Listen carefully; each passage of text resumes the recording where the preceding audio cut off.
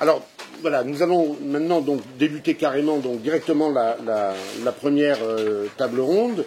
Donc, en écoutant Alain Touraine, que je ne crois pas utile de présenter ici, je dis simplement ceci, qui est un peu personnel. Moi, j'ai lu avec beaucoup d'intérêt, il y a déjà il n'y a pas si longtemps d'ailleurs, un livre publié en septembre 2013, si ma mémoire est bonne, sous le titre La fin des sociétés, voilà, dont je pense que c'est le contraire d'un livre pessimiste, en dépit de ce que pourrait éventuellement laisser penser le titre. Je crois que c'est un livre qui met fortement l'accent sur les revendications éthiques, par exemple, de faits qui sont très proches de nous, par exemple ce qu'on appelle le printemps arabe, les indignés en Espagne ou Occupy Wall Street, les étudiants chiliens, etc. Qui s'interrogent sur le fait de savoir comment tous ces gens peuvent devenir acteurs d'expériences nouvelles, voire entièrement nouvelles. Autrement dit, un livre, de mon point de vue, qui est en parfaite cohérence avec ce que nous ambitionnons de faire avec ce colloque, dont je dois dire qu'il a été longuement préparé. Jean Loskine en a été la cheville ouvrière. On a fait pendant 2 années, je crois, au moins 2 années, voilà, un certain nombre de séances de séminaires, d'auditions, voilà, d'acteurs français, étrangers, à propos des révolutions arabes que je viens d'évoquer, à propos des indignés, à propos des syndicalistes, etc. Et puis, il nous a semblé que le moment était venu, non pas de conclure ce séminaire, mais de lui proposer une espèce de point d'orgue avec ce colloque qui débute maintenant. Voilà, j'en ai assez dit, sinon ce serait trop long, et je vous passe la parole, Monsieur Touraine. Merci beaucoup. Avant que je ne commence, puisque vous avez évoqué un livre qui n'est pas très ancien, je voulais simplement mentionner que je le considère comme, quoi qu'il soit un peu gros, que je le considère comme une introduction au livre qui sera publié au cours de l'année qui vient et qui sera plus, comment dirais-je, sur le présent et l'avenir que sur le passé même. Je remercie vous-même, Loskine, etc., enfin, ceux qui ont organisé ça, pour beaucoup de raisons, et la plus importante de toutes, pour moi, c'est que on marche dans la boue, on ne sait pas de quoi on parle. Quand on parle de mouvements sociaux, c'est très mauvais signe. Et si nous pouvions nous mettre d'accord sur le sens qu'il faut donner aux mots, ce qui ne devrait pas représenter quelque chose de difficile, ce serait quelque chose de très utile.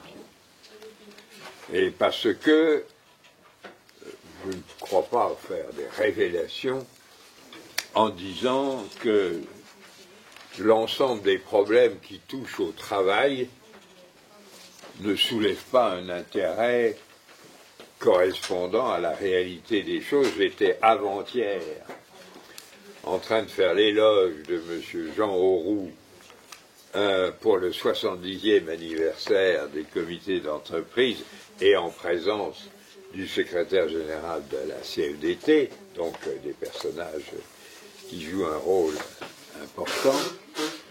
Bon, c'était pas la grande foule, malgré l'appui de Libération, et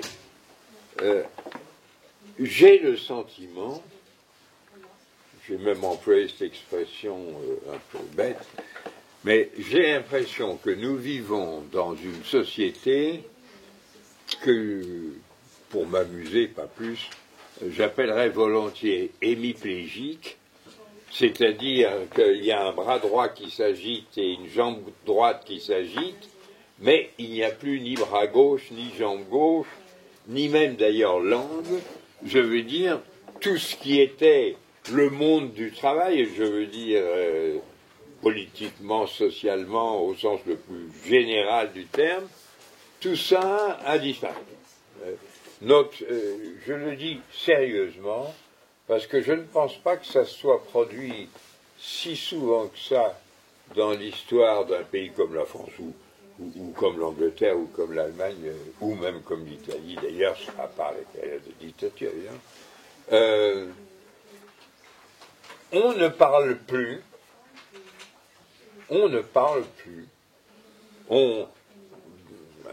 que ce soit à la télévision, dans les discours officiels, etc. C'est tout juste, en effet, si, quand on parle des problèmes sociaux, on ne prépare pas un exposé sur les œuvres sociales du comité d'entreprise. Même sans incorporer les comités d'hygiène et de sécurité. Je veux dire, en prenant pourquoi pas les vacances des enfants au ski ou à la mer.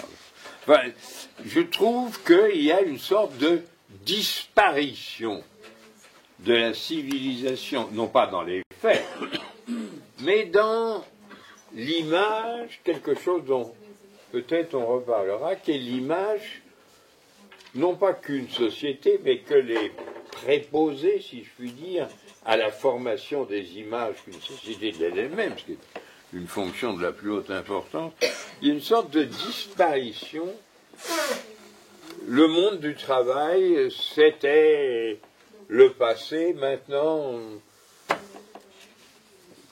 on ne sait plus de quoi c'est un peu ce dont nous sommes supposés parler ce matin. Alors, je ne veux pas prendre de temps et permettez-moi de partir avec un petit rappel historique matériel. Pendant longtemps, l'Association internationale de sociologie, qui est très très représentative de tout ce qui se fait dans le monde de la sociologie, a discuté pour savoir s'il fallait créer un comité de recherche, c'est comme ça qu'est organisée cette association, un comité de recherche sur les mouvements sociaux ou deux. J'en parle pas du tout de manière objective, puisque j'étais complètement partie prenante représentant un des deux projets. Alors, il faut savoir, en effet, de quoi on parle. Je dirais qu'on a parfaitement le droit de prendre l'une des deux définitions que je vais donner. Mais il faut le dire, savoir qu'on parle de ça et pas de ci. Premièrement, ce que j'appellerais, pas du tout de manière critique, descriptive, la définition des mouvements comme ce qu'on pourrait appeler la pathologie de fonctionnement d'un système social. Quand il y a quelque chose qui ne marche pas, quand il y a une crise, quand il y a un conflit, quand il y a un changement non géré, etc., ça peut aller depuis l'arrêt d'une catégorie, d'une ligne du RER, jusqu'à la Révolution française ou la Révolution soviétique, pourquoi pas? Je veux dire, tout peut être considéré comme faisant partie des processus non complètement contrôlés de changement social. Les gens qui défendaient ça, il y avait des gens tout à fait remarquables, je m'empresse de le dire, et en particulier, en tant que Français, je voudrais rendre hommage à quelqu'un qui était plutôt un historien qu'un sociologue, mais un grand, qui était Charles Tilly, et sa femme aussi d'ailleurs, et qui ont fait des choses magnifiques sur la France, et qui en particulier ont fait un livre splendide sur la guerre de Vendée, où ils allaient à contre-pied de tout ce qui se disait dans la vérité officielle qu'un pays aime bien établir sur lui-même. Mais il y avait surtout un Hollandais dont j'ai oublié le nom, qui je crois est toujours en activité, et qui... Alors, il s'agissait surtout de dire, il faut voir comment ça fonctionne, il faut des alliés, il faut de l'argent, il faut un programme, il y a des querelles internes, enfin, c'est vrai, il y a des problèmes qu'on peut appeler communs à n'importe quel type de mouvement, de conflit, etc. Ma réponse personnelle, et d'autres avec moi, à cette conception, c'est que ce qu'il y a en commun, c'est des formes, mais les contenus sont extraordinairement divers, et je trouve extrêmement dangereux. C'est un peu comme les gens qui ne parlent que de communication, et on ne parle plus du message. Alors, bon, la question c'est savoir si on prend tel moyen de communication, ça a son intérêt, mais la nature du message, nous pensons tous que ça a quand même plus d'importance. Donc, j'avais pris, et d'autres, bien d'autres, avec moi, mais il y avait quand même, dans notre groupe à nous, et le président de ce groupe est dans cette salle d'ailleurs, donc ça existe encore, il y avait pas mal de Français, d'Italiens, de Latinos, d'un type ou d'un autre. Bon. Alors, on avait pris une position à laquelle je suis resté attaché toute ma vie et dont je n'ai absolument pas l'intention de changer. C'est-à-dire que si on dit le mot mouvement social signifie tout à fait autre chose, je dis très bien, et au revoir messieurs, comme disait quelqu'un, et je vais ailleurs. Parce que ces malentendus font du mal à tout le monde. C'est pas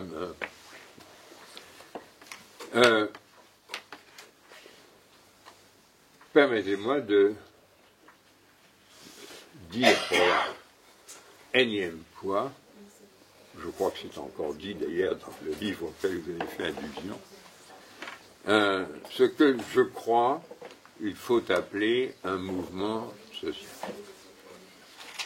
Premièrement, je pense qu'en réalité, l'expression devrait en général être mise au singulier. Je veux dire par là, je pose, mais ça, c'est pas un point de doctrine, si vous voulez, mais je pose comme principe que dans un type sociétal, dans un ensemble sociétal donné, on pourrait presque dire un type de civilisation, en prenant civilisation en un sens un peu matériel, mais encore je vais y revenir, il y a un conflit social central. Je trouve que c'est un apport, peut-être contestable, mais que c'est un apport fort, fondamental de l'idée de mouvement social. Ça ne veut pas dire qu'il n'y a pas d'autres conflits, mais il y a un conflit social central, qui est lié naturellement à la définition même de ce type de civilisation ou de société. Nous étions probablement un peu trop impressionnés au moment où nous parlions de ça, c'est-à-dire il y a 50 ans ou 40 ans, par le fait qu'on était encore assez nettement, au moins dans notre partie du monde, mais dans beaucoup, dans des sociétés dites industrielles, et par conséquent, quand on disait le mouvement social, et vous savez que l'expression en France a été très largement utilisée dans la littérature, il y en a une revue qui s'appelait ainsi, on se référait essentiellement à ce qu'on croyait justifié d'appeler, pas un problème d'opinion, le mouvement ouvrier, c'est-à-dire considéré aussi bien dans un aspect syndical que politique, que coopératif, que pédagogique, que municipal, enfin...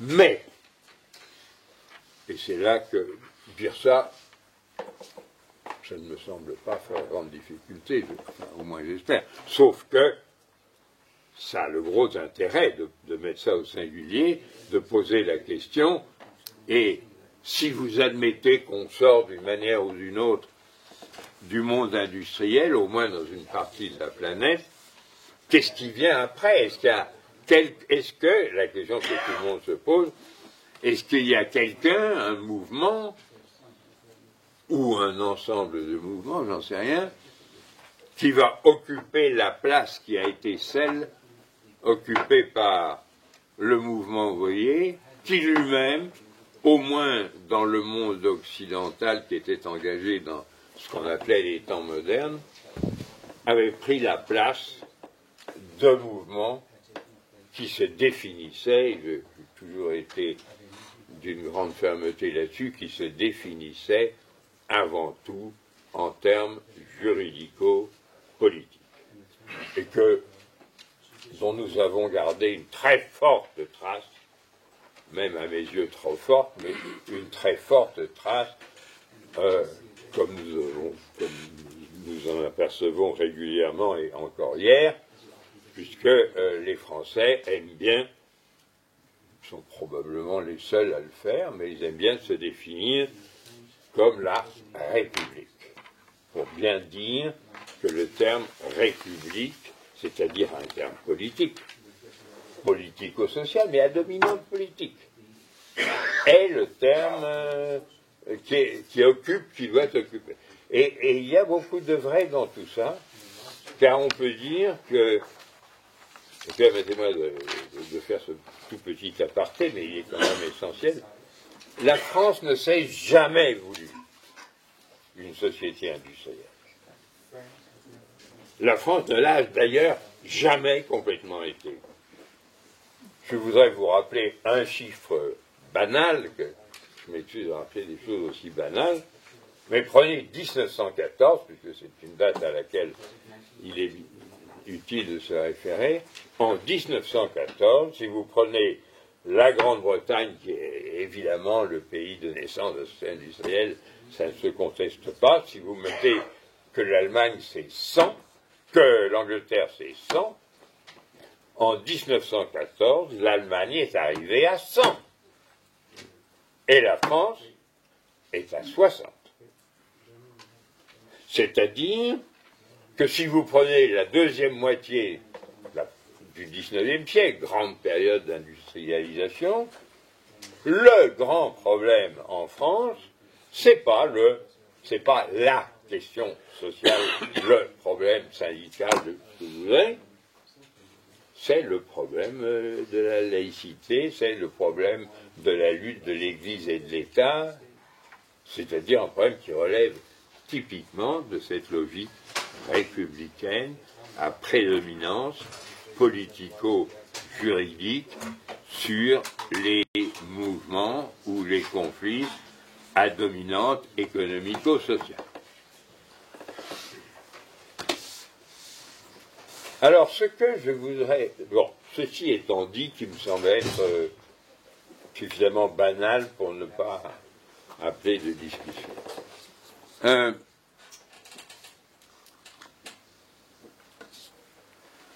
Le point essentiel sur lequel je veux insister, mais vraiment, alors là, essentiel, on est, disons, on dit oui ou on dit non. On peut dire oui, on peut dire non, aussi, avec autant de raisons, mais là, les choses doivent être claires. J'ai personnellement toujours défendu l'idée, depuis le tout début de mon propre travail, qu'un mouvement social, le mouvement social d'une société ou d'une civilisation donnée, c'est la combinaison, c'est, si vous voulez, un conflit social autour de l'utilisation sociale avec tout ce qui vient derrière, sociale, d'orientation culturelle, je dis aujourd'hui plus volontiers, d'interprétation des pratiques sociales qui sont communes aux adversaires. Dans un mouvement social, les adversaires ne sont pas des ennemis. Ce n'est pas une guerre sociale. Et c'est d'ailleurs, là, on ne plaisante pas, ça a été des lignes de fracture très fréquentes, surtout à la fin du XIXe siècle, entre ceux qui croyaient au mouvement et ceux qui croyaient à la guerre sociale, tendance pas du tout méprisable, mais qui est d'une autre nature, et c'est tout le vieux grand débat sur l'anarchisme. Mais l'anarcho-syndicalisme est un syndicalisme qui veut garder quelque chose d'anarchiste, mais c'est un syndicalisme. Je viens des bourses du travail ou Pelloutier pour me référer à mon ami Julien, personne ne va contester que ce soit un élément capital, à cette époque-là d'ailleurs, du mouvement ouvrier. C'est pas un mouvement anarchiste. C'est une partie du mouvement. Alors, j'insiste là-dessus. Ouvriers et patrons, pour parler un langage simple. Ouvriers et patrons sont en conflit sur l'utilisation sociale de l'interprétation qu'une société industrielle donne d'elle-même et de son fonctionnement, et de ses enjeux, pour prendre le mot que j'aime bien. Le caractère exceptionnel des sociétés industrielles, c'est que ce sont les seules sociétés, c'est d'où le titre d'ailleurs de mon livre, La fin des sociétés, ce sont les seules sociétés qui aient pensé sur elles-mêmes et agi sur elles-mêmes en termes purement sociaux. Ce qui est le caractère tellement important de ces sociétés. Je veux dire, j'évoquais des sociétés qui se sont pensées et agi, et qui ont agi en termes juridico-politiques, XVIIe, XVIIIe siècle, pour prendre la période de référence la plus commode pour un Européen, c'est-à-dire qui ne se pensent pas dans les termes de ces pratiques.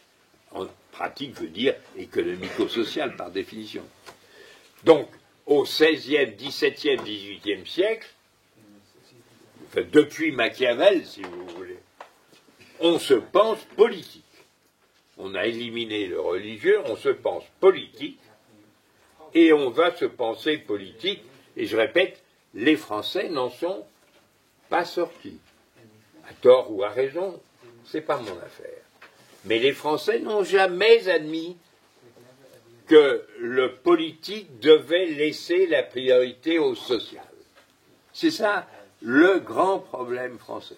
Alors que les Anglais n'éprouvent aucune difficulté à parler du Labour Party. Et le Labour Party, à qui appartient-il en Angleterre? Il appartient aux syndicats. Il appartient financièrement aux syndicats. Et vous avez des relations entre partis et syndicats du même ordre dans le monde de Hello, dans le monde suédois, dans le monde de la social-démocratie. Et il faudrait nuancer mon propos dans le cas allemand de Weimar, si vous voulez. Bien.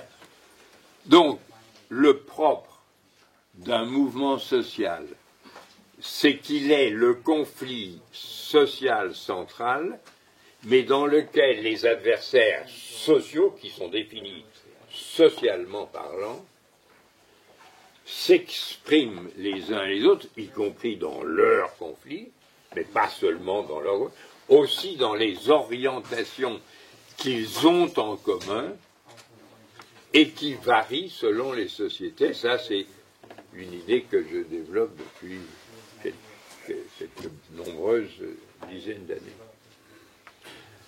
Dans le cas, je le répète, des sociétés industrielles, des acteurs sociaux discutent, aux exceptions, en termes sociaux, c'est-à-dire socio-économiques. Et les gens de ma génération, on leur a dit social, économique, ça veut dire la même chose. On vous disait, comme j'étais historien de formation, l'histoire économique et sociale, c'est la même chose. Donc personne ne mettait en cause ce caractère, qu'on soit marxiste ou qu'on soit économiste libéral ou qu'on soit réformateur social ou même keynésien, tout le monde disait le social et l'économique, c'est une seule chose.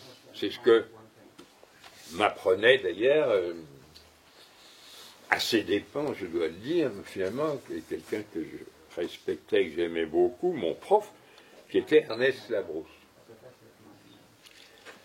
et qui a essayé de passer de l'histoire économique à l'histoire sociale au moment où nous avons commencé à préparer l'anniversaire du printemps des peuples, c'est 1848, et il n'a pas réussi.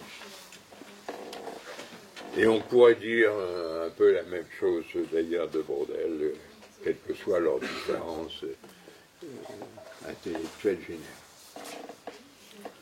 Bien, voilà l'idée.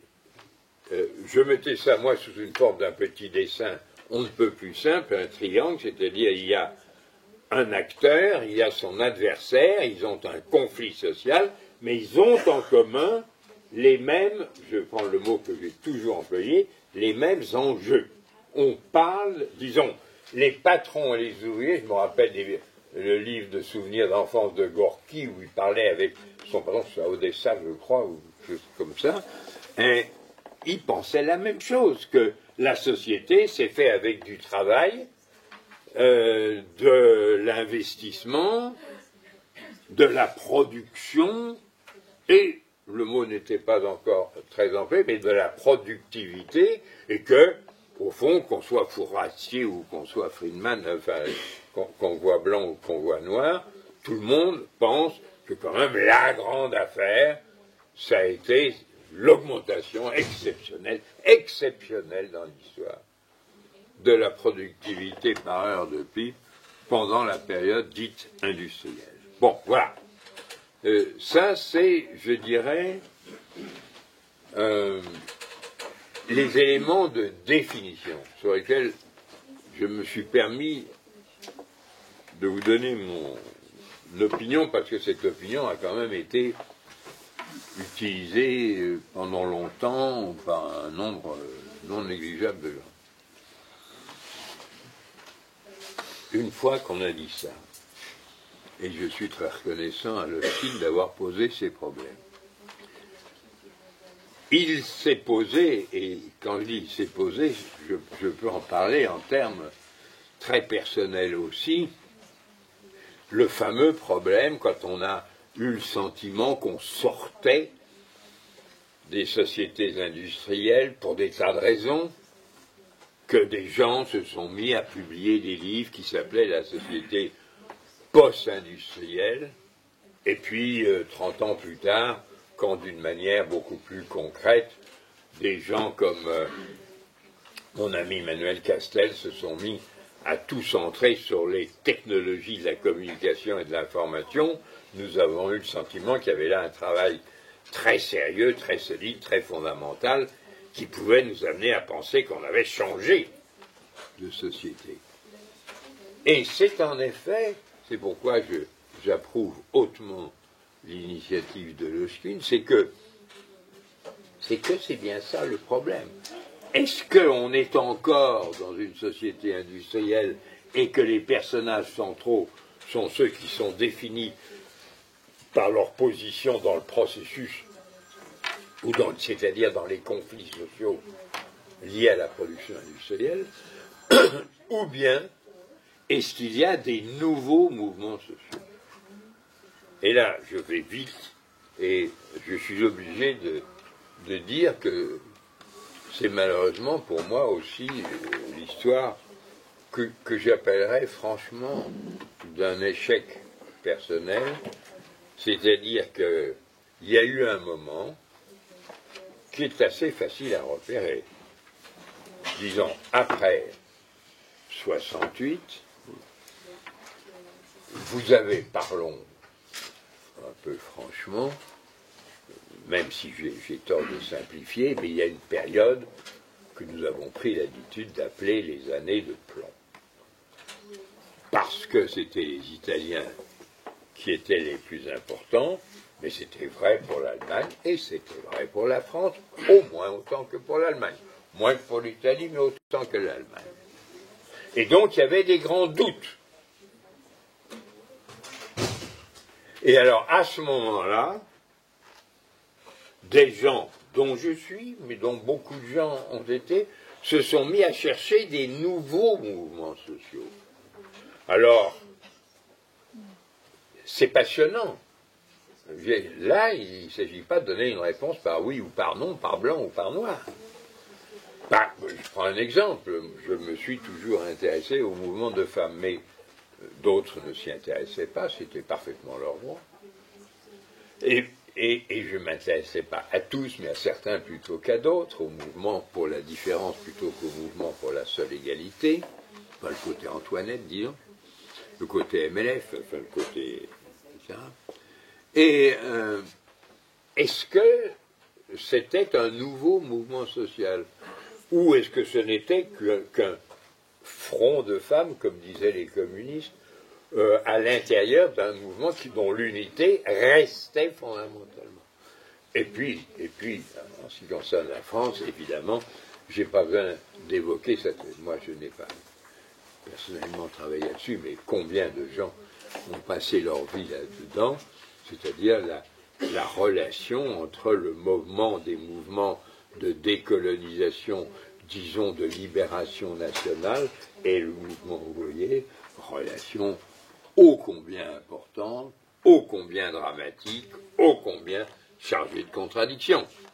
Mais, donc, je veux dire, je dis tout de suite que je suis aujourd'hui et depuis longtemps profondément convaincu que ça a été une voie sans sortie, un cahier sin salir.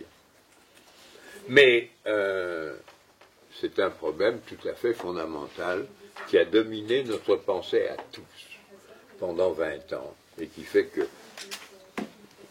il faut continuer à travailler même quand on a 90 ans parce qu'on a quand même perdu au fond 20 ans au milieu de notre vie à patiner là-dessus sans arriver à trouver de réponse claire. Et moi j'ai fait les choses vraiment sérieusement, inventé une méthode de travail à laquelle j'ai quand même consacré 6 ou 7 ans entiers de mon existence, l'intervention sociologique, pour essayer de répondre à cette question. Et sans trouver de réponse, sinon une réponse plutôt négative, pas pour la méthode, qui était une réponse positive, mais pour le contenu. Je dirais, aujourd'hui, je n'ai aucune difficulté à dire qu'à partir des années 70, qui sont quand même les années du grand bouleversement du fonctionnement de l'économie mondiale. C'est la fin de l'après-guerre et de la reconstruction, c'est le triomphe du néolibéralisme, de la globalisation qui commence, etc. Est-ce que, à partir de ce moment-là, question qui est parfaitement raisonnable, on change de génération de mouvement social et on sort des sociétés industrielles pour entrer dans des sociétés, appelons-les si vous voulez, post-industrielles, avec d'autres mouvements sociaux, nous pourrions nous entendre assez facilement pour dire oui un peu dans la mesure où il y a quand même un déplacement du social vers le culturel qui avait commencé dans les années 60, qui avait commencé en fait à Berkeley avec le Free Speech Movement et qui avait continué largement à Paris ou tout au moins à Nanterre. Bien.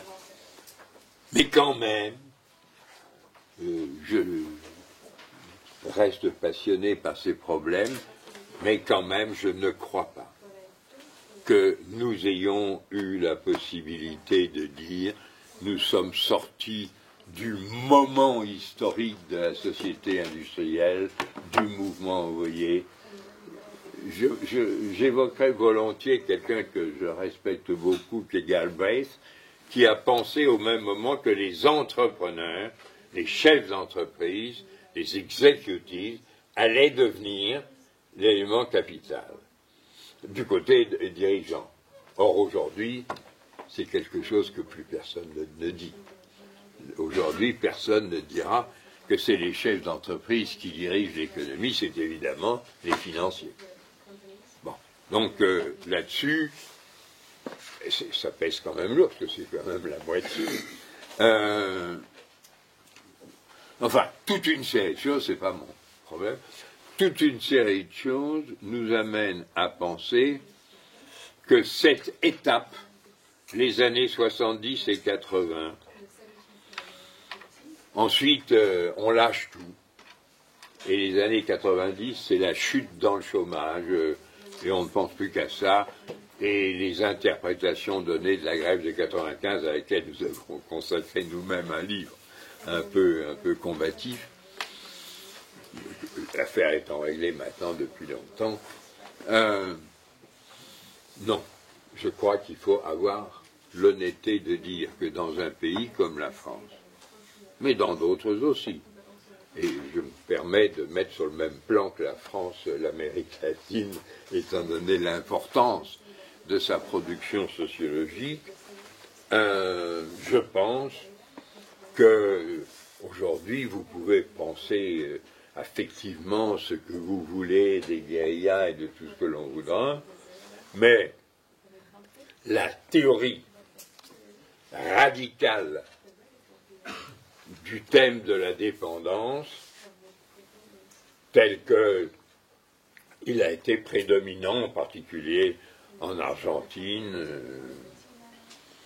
d'une certaine manière au Venezuela, je ne parle pas de la période récente, la période antérieure,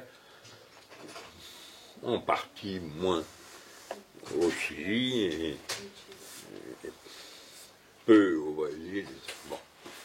Mais enfin, ce gauchisme de la théorie de la dépendance, je dirais d'ailleurs les gauchismes en général, avec la réserve que je vais faire dans une seconde, les gauchismes que j'appellerais politiques. Ce n'est pas un jugement de politique que je porte. N'ont pas représenté une redéfinition du champ de l'analyse et de l'action. Ça peut décrire très correctement et utilement certaines activités dans certaines parties du monde à certains moments, tout ce que vous voudrez, mais je ne crois pas, c'est une déclaration importante, je ne crois pas que ce qu'on a connu dans cette période-là, la période des années 70-80 et même, si on veut, un peu 90, je ne pense pas que tout cela ait remplacé la problématique, ce que j'appelle maintenant l'interprétation, c'est la même chose, le cadre d'analyse et d'action qui avait été celui de la société industrielle. Je ne le pense pas. Et donc, si vous me laissez encore quelques minutes, je vous le laisse. Quelques. Nous en arrivons, alors je dirais moi, les nouveaux mouvements sociaux, j'ai employé l'expression, les nouveaux mouvements sociaux des années 70 et 80, échec. Non. Échec. Non. Je veux dire, si je disposais d'une grille d'analyse et d'action centrée sur société industrielle, entrepreneurs, mouvement ouvrier,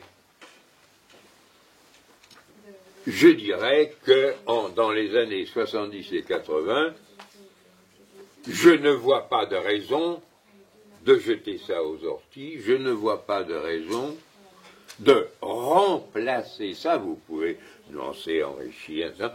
Je ne vois pas de raison de remplacer cela par ces fameux nouveaux mouvements sociaux, dont le pluriel est déjà d'ailleurs bien inquiétant lui-même, parce que qu'est-ce qu'il y a de commun entre les écolos, les femmes, les étudiants, bon.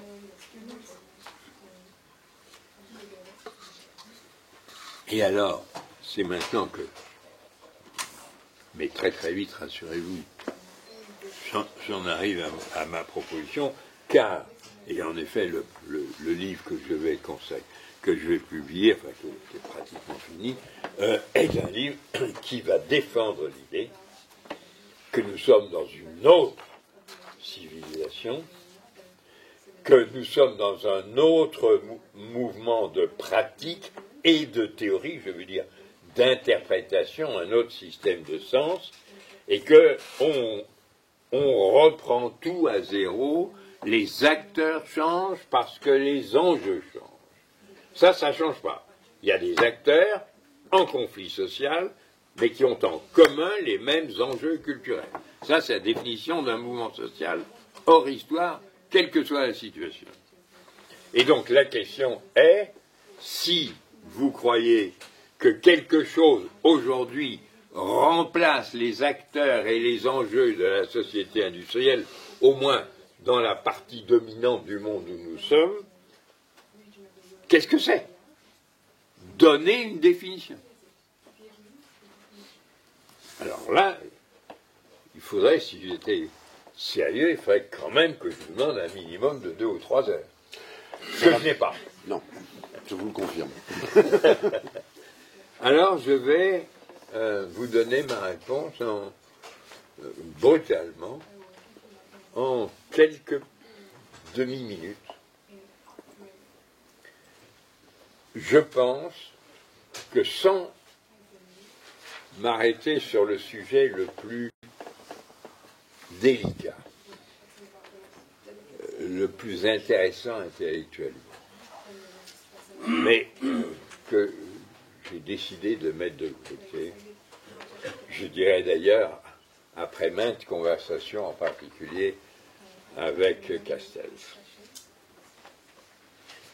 c'est que je pense que oui, il faut prendre en considération, peut-être plus que je n'ai voulu le faire il y a quelques années, mais les nouvelles technologies de l'information et de la communication, mais c'est quand même pas ça l'essentiel.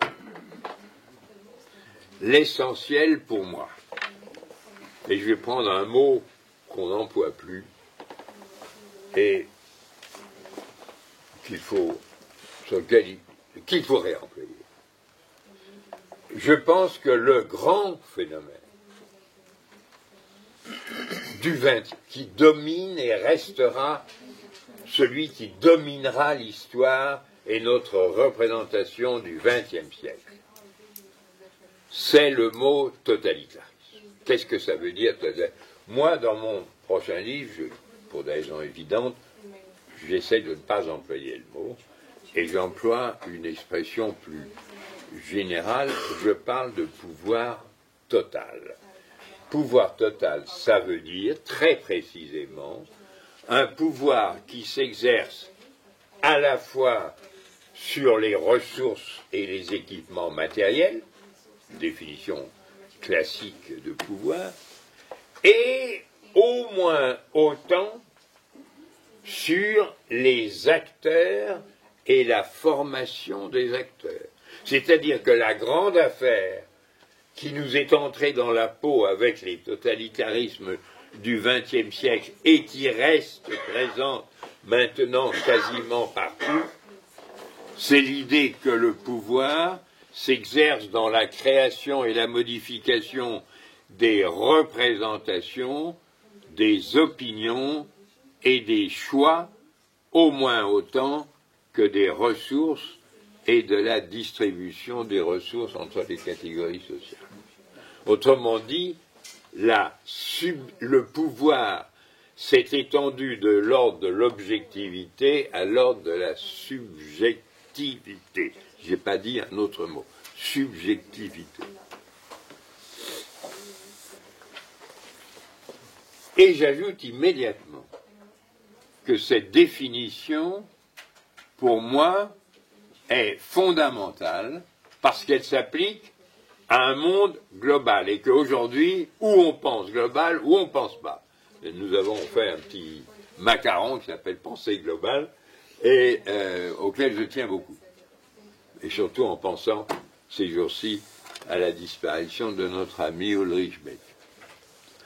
Dans le monde, pour aller vite, je dirais, il y a trois grandes parties dans le monde d'aujourd'hui, nous n'entrons pas dans les détails. Le monde qu'on peut appeler le monde de l'Ouest, le monde qu'on peut appeler le monde de l'Est, et le monde qu'on a appelé le monde du Sud, ou le troisième monde, ça n'a pas bougé depuis 50 ans.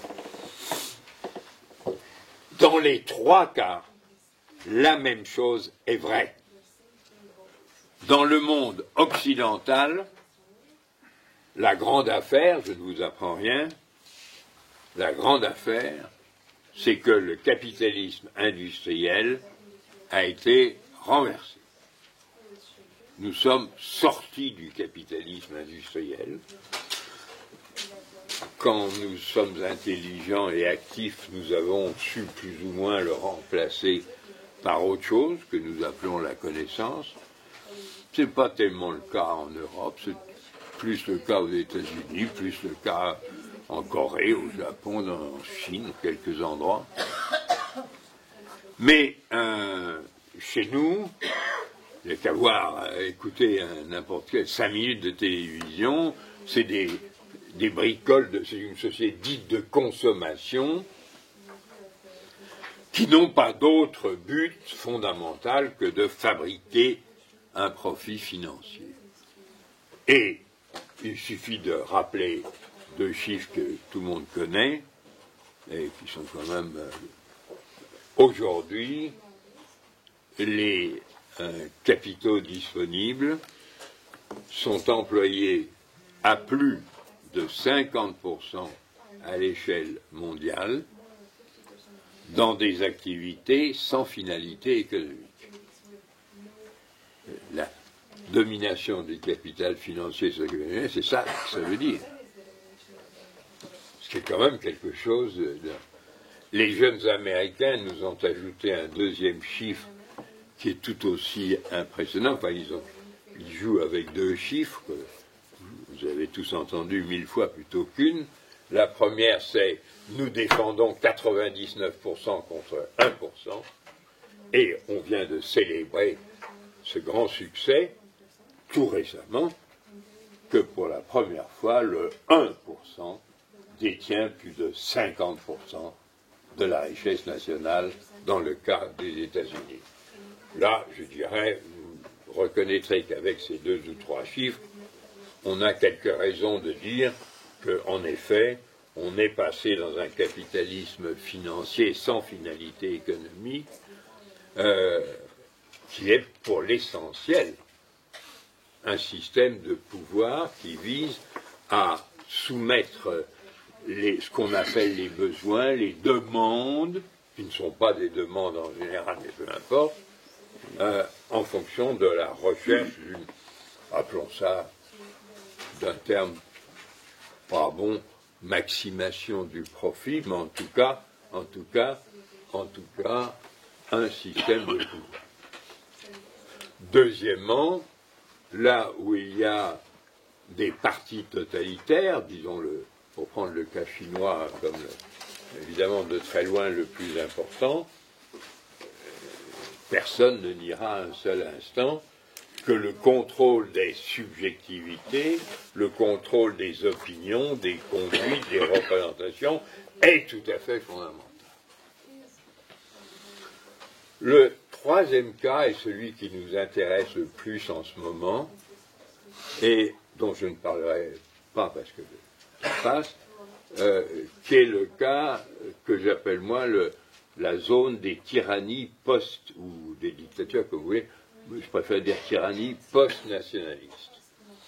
C'est-à-dire, ici, c'est moins important comme formation de nouveaux mouvements sociaux, mais on en parlera si vous voulez, mais pas maintenant parce que ce serait trop long. Il faut que je m'arrête. C'est moins important par les mouvements sociaux que ça produit que par ce que j'ai appelé depuis assez longtemps maintenant les anti-mouvements sociaux et au milieu desquels nous sommes en plein.